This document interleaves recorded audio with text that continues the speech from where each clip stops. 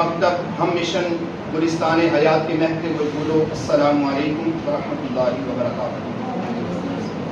آج کے اس ایوان بالا میں جس موضوع پر لب کشائی کی جسارت حاصل کرنے جا رہا ہوں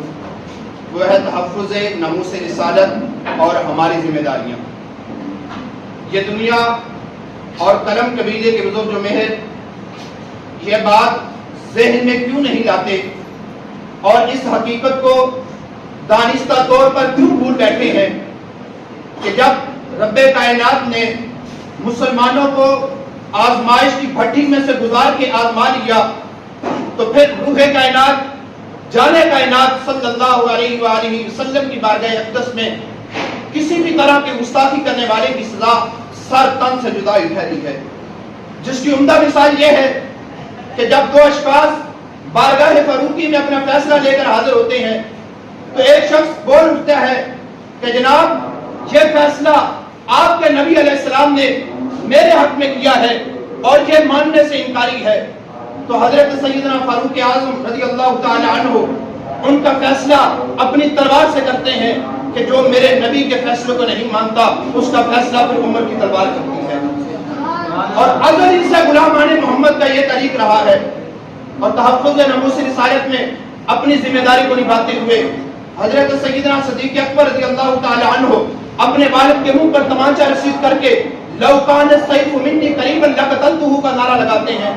تو کبھی حالت جلال میں اپنے بیٹے کے سامنے لو احدبت علی یوم بدر لم انصرف عنکا کی صدائی دل نمال بلند کر کے امت مسلمہ کو تحفظ ناموس رسالت میں اپنی ذمہ داری نبھانا سکھاتے ہیں۔ تو کبھی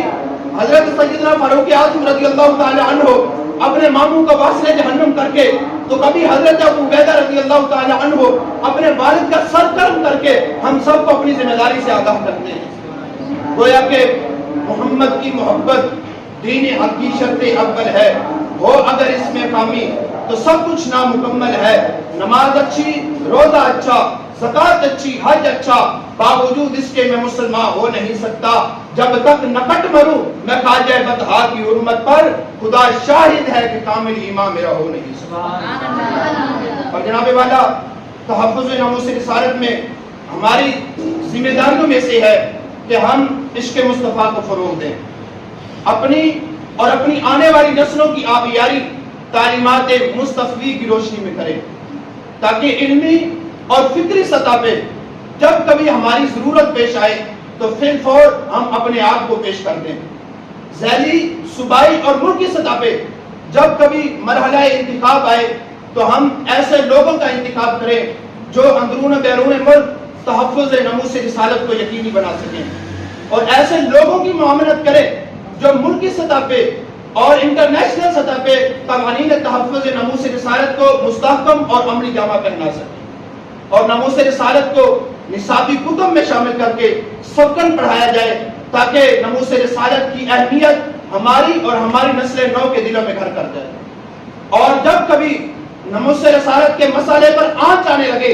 تو حکومتی سطح پہ عرض خود ہلچل مچ جائے تو فلیحا، وگرنہ اتحاد امت بالعموم اور تمام مذہبی جماعتوں کا اتحاد بالخصوص ایسا ہونا چاہیے کہ بیک زباں ہو کر آواز بلند کرے تاکہ حکومت وقت فوری طور پر اس فتنے کی سرکوبی کے لیے کوشاں ہو جائے۔ اور آخر میں کہنا چاہوں گا کہ ناموس رسالت کی خاطر ہم ہر باطل سے ٹکرائیں گے، ناموس رسالت کی خاطر ہم ہر باطل سے ٹکرائیں گے، جو راہ میں ہماری آئے گا ہم اس کو مار گرائیں گے۔ یہ مسئلہ ہے جب ایمان کا، کیا خطرہ ہے جسم و جاں کا، جو اس مسئلے کو چھیڑے گا پھر تاج اچھالے جائیں گے۔